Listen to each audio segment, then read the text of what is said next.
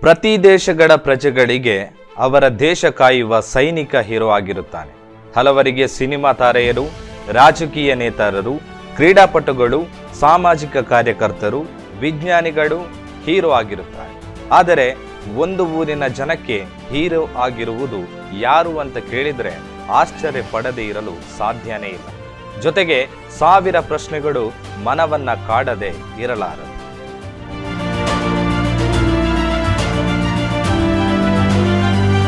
ಹಾಗಿದ್ದರೆ ಆ ಹೀರೋ ಯಾರು ಎಂಬ ಮೊದಲ ಪ್ರಶ್ನೆಗೆ ಉತ್ತರ ರಾಬಿನ್ ಎನ್ನುವ ಬಸ್ ಮತ್ತು ಅದರ ಮಾಲೀಕ ಬೇಬಿ ಗಿರೀಶ್.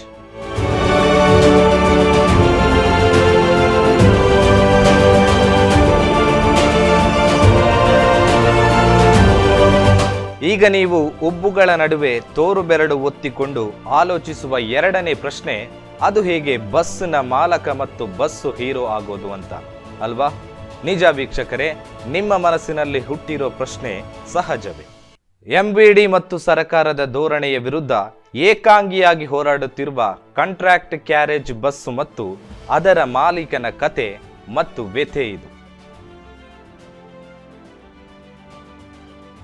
ഇത് കേരളത്തിൻ്റെ ചീഫ് മിനിസ്റ്ററുടെ ഓഫീസിൽ നിന്ന് വിളിച്ച് പറഞ്ഞിട്ട് ഇവിടെ വാഹനം പിടിച്ചെടുക്കുന്നതാണ്. ഞങ്ങൾ ഹെൽപ്ലെസ് ആണ്. ഇവിടെ ഉന്നതങ്ങളിൽ പറഞ്ഞിട്ട് ഈ വാഹനം പിടിച്ചെടുക്കാനാണ്.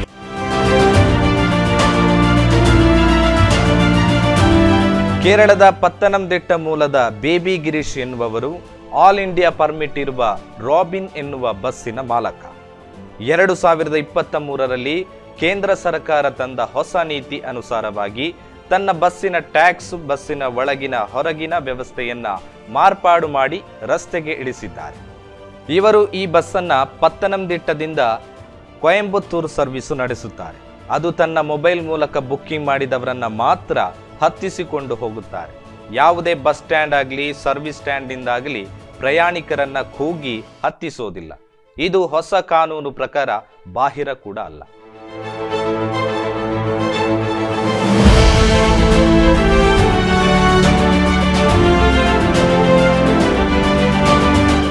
ಈ ಹೊಸ ಕಾನೂನು ಬಗ್ಗೆ ತಿಳಿದುಕೊಳ್ಳದ ಇವರನ್ನ ಎಂವಿಡಿ ಅಧಿಕಾರಿಗಳು ಅಲ್ಲಲ್ಲಿ ತಡೆದು ನಿಲ್ಲಿಸಿ ದಂಡ ಹಾಕುತ್ತಾರೆ. ಒಂದೇ ದಿನದಲ್ಲಿ 2 ಬಾರಿ ದಂಡ ವಿಧಿಸಿದ್ದು ಉಂಟು. ದಂಡ ಕಟ್ಟಲು ನಿರಾಕರಿಸಿದ್ದಕ್ಕೆ ಬಸ್ಸನ್ನೇ ತಮ್ಮ ಶುಭಾರ್ತಿಗೆ ತೆಗೆಯುತ್ತಾರೆ. ಇದರ ವಿರುದ್ಧ ಹೋರಾಡಿದ ಗಿರೀಶರಿಗೆ ಜಯ ದೊರಕುತ್ತದೆ. ಅಲ್ಲದೆ ಸಮಸ್ತ ಊರ ಜನರ ರಾಬಿನ್ ಬಸ್ಸಿನ ಪರವಾಗಿ ನಿಲ್ಲುತ್ತಾರೆ. ಮತ್ತೆ ಇನ್ನೇನೋ ನೆಪ ಹೇಳಿ ದಂಡ ವಿಧಿಸಲು ಬಂದ ಅಧಿಕಾರಿಗಳಿಗೆ ಊರ ಜನರ ಆಕ್ರೋಶಕ್ಕೆ ಹೆದರಿ ಜಾಗ ಖಾಲಿ ಮಾಡಬೇಕಾದ ಅವಸ್ಥೆಯು ಬಂದೊದಗುತ್ತದೆ. ಜನರ ನಡುವೆ ಅಪಮಾನಕ್ಕೆ ಒಳಗಾದ ಅಧಿಕಾರಿಗಳು ಹೇಗಾದ್ರೂ ಮಾಡಿ ಬಸ್ಸಿನ ಸಂಚಾರವನ್ನ ಸ್ಥಗಿತಗೊಳಿಸಲು ಎಲ್ಲಾ ಪ್ರಯತ್ನವನ್ನ ಮಾಡುತ್ತಾರೆ. ಕೊನೆಯ ಅಸ್ತ್ರ ಎನ್ನುವಂತೆ ತಮಿಳುನಾಡಿನ ಎಂವಿಡಿ ಅಧಿಕಾರಿಗಳ ಸಹಾಯ ಕೋರಿ ತಮಿಳುನಾಡಿನಲ್ಲಿ ಈ ಬಸ್ಸನ್ನ ಶುಭಾರ್ತಿಗೆ ತೆಗೆದುಕೊಳ್ಳುತ್ತಾರೆ. ಈ ವಿಚಾರ ತಿಳಿದ ಜನ ಹೋರಾಟಕ್ಕೆ ಇಳಿಯುತ್ತಾರೆ. ಈ ದರ ತೀಕ್ಷ್ಣತೆಯನ್ನ ಕಂಡ ತಮಿಳುನಾಡಿನ ಎಂವಿಡಿ ಅಧಿಕಾರಿಗಳು ನಿನ್ನೆ ಬಸ್ಸನ್ನ ಬಿಟ್ಟು ಕೊಡಬೇಕಾಯಿತು.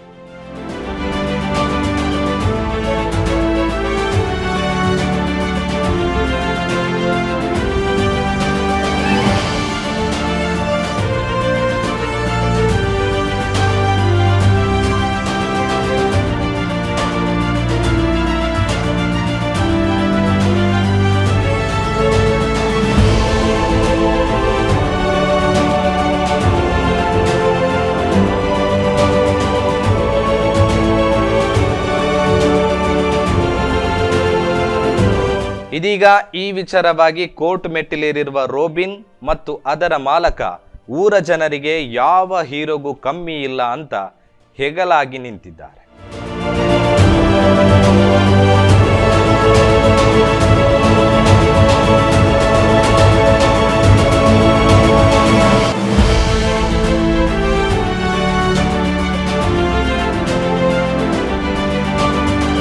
ನಿಮ್ಮ ನೆಚ್ಚಿನ ಧ್ವನಿ ಮೀಡಿಯಾ ಆಪ್ ಇದೀಗ ಗೂಗಲ್ ಪ್ಲೇಸ್ಟೋರ್ನಲ್ಲಿ ಲಭ್ಯವಿದೆ.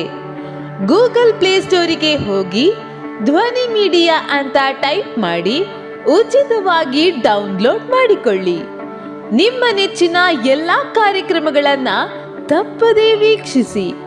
ಯೂಟ್ಯೂಬ್ನಲ್ಲಿ ಧ್ವನಿ ಮೀಡಿಯಾ ಅಂತ ಟೈಪ್ ಮಾಡಿ ಸಬ್ಸ್ಕ್ರೈಬ್ ಮಾಡಿಕೊಳ್ಳಿ. ಧ್ವನಿ ಮೀಡಿಯಾವನ್ನ ಫೇಸ್ಬುಕ್, ಇನ್ಸ್ಟಾಗ್ರಾಮ್ ಹಾಗೂ ಟ್ವಿಟರ್ಗಳಲ್ಲೂ ವೀಕ್ಷಿಸಬಹುದಾಗಿದೆ. ಧ್ವನಿ ಮೀಡಿಯಾ, ನಿಮ್ಮ ಧ್ವನಿಗೆ ನಮ್ಮ ಧ್ವನಿ.